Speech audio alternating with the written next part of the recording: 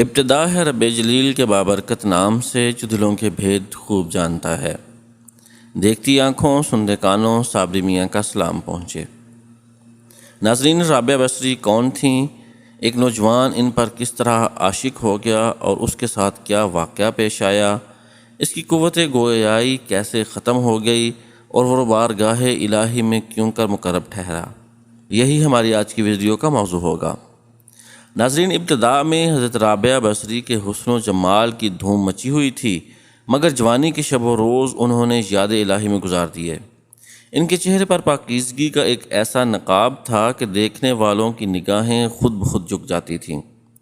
اسی زمانے میں ایک نوجوان نے انہیں رات کے وقت ایک قبرستان میں چاند کی طرح دھمکتے دیکھا۔ وہ آپ کو کوئی غیر مرئی مخلوق سمجھ کر بھاگ کھڑا ہوا، لیکن دوسری صبح جب وہی چہرہ اسے بصرہ کے ایک بازار میں نظر آیا تو وہ عقل و خرد سے ہاتھ دھو بیٹھا اور رات دن اسی کے تصور میں رہنے لگا۔ آخر دل کے ہاتھوں مجبور ہو گیا تو لوگوں سے پتہ پوچھتا ہوا حضرت رابعہ بصری رحمۃ اللہ علیہ کے گھر جا پہنچا۔ آپ کہا کرتی تھیں کہ دل کے دروازے ہمیشہ کھلے رکھو، کیا معلوم محبوب کس وقت دستک دے دے، مگر گھر کے دروازے بند ہوں یا کھلے ہوئے ان کی دانست میں برابر تھے۔ نوجوان کو خلاف توقع ان کا دروازہ کھلا ہوا ملا۔ اس نے اپنے دل کی دھڑکنوں پر بڑی مشکل سے قابو پایا۔ رات کا وقت تھا، اندر چراغ روشن تھا۔ یہ سوچ کے بے باکی سے اندر داخل ہو گیا کہ حال دل سنا دینے میں کیا حرج ہے، زیادہ سے زیادہ انکار ہی تو ہو جائے گا۔ واپسی کا دروازہ بہرحال کھلا ہوا ہے، لیکن جب وہ اندر پہنچا تو وہاں کوئی نہیں تھا۔ البتہ چھت سے ایسی پرسوز آواز آ رہی تھی جیسے کوئی زیر لب سحر کا رونا رو رہا ہو۔ نوجوان تیزی سے زینے چڑھ گیا۔ حضرت رابعہ بصری عشاء کی نماز سے فارغ ہو کے ثناخوانی کر رہی تھیں۔ پروردگار ستار روشن ہو گئے، لوگ سو گئے، بادشاہوں نے دروازے بند کر لیے۔ ہر محب اپنے محبوب سے محو راز و نیاز ہے اور میں تیرے سامنے کھڑی ہوں۔ نوجوان پر سکتہ طاری ہو گیا۔ اسی اثناء میں حضرت رابعہ بصری نے پلٹ کر اسے ایسی قہر آلود نظروں سے دیکھا کہ اس کی زبان گنگ ہو گئی۔ رابعہ نے اس کے قریب آ کر پوچھا، کیا تم مجھ سے شادی کی درخواست کرنے آئے ہو؟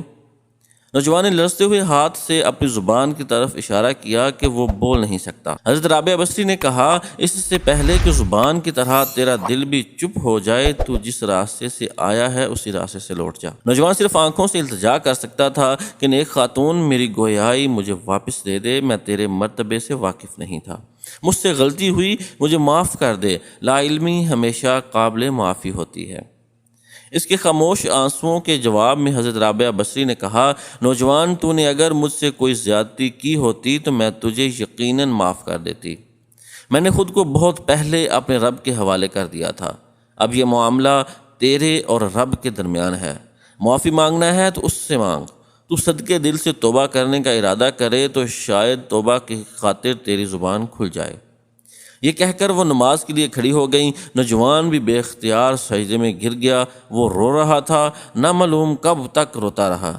جب اسے ہوش آیا تو زبان کھل چکی تھی اور توبہ توبہ کا ورد کر رہی تھی۔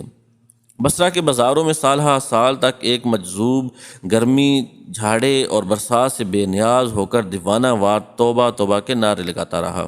اس کے نعروں سے بصرے کی راتیں گونج اٹھتی تھیں اور بچے سہم کے ماؤں کے سینوں میں دھبک جاتے تھے۔ آخر ایک دن وہ مجذوب اچانک ہی کہیں غائب ہو گیا، پھر کبھی اس کا پتہ نہیں چلا۔ وہ مجذوب یہی مذکورہ نوجوان تھا جو حضرت رابعہ بصری کی بدولت ہی دربار خداوندی میں مقرب ٹھہرا۔